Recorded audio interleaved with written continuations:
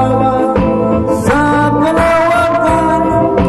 Lahat ng bagay ay tulog ang pinanggalingan, at kung bastang mabuti tumagang ubuyan.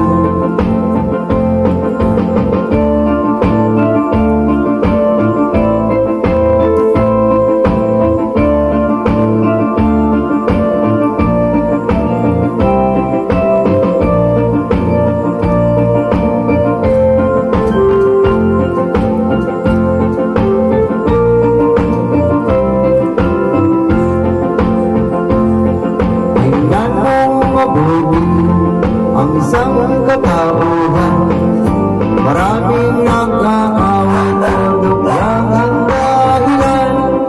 Sa aking nakita, ako'y natawa lang, pagkat ang nangyayari malaking kahibangan.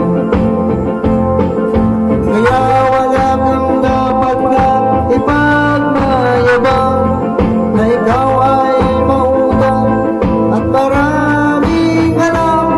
Kahit mong susuriin at ang ating isipin, katulad ng lahat, ikaw ay tulog rin.